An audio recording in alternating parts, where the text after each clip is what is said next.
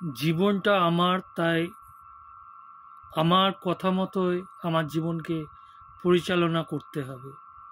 মানুষের কথায়, নেগেটিভ কথায় কান দিলে কিন্তু পিছিয়ে যাবে। অনেকে বলতো যে এই ছেলেটা এইচএস দুইবার পাস করেছে, এর দ্বারা কিছু হবে না।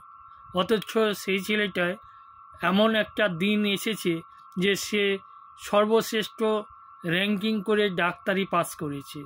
এমনও আছে যারা শিক্ষাগত যোগ্যতা কম, মানুষ তাদেরকে অনেক কথাই বলেছে, অথচ সে আজ টপ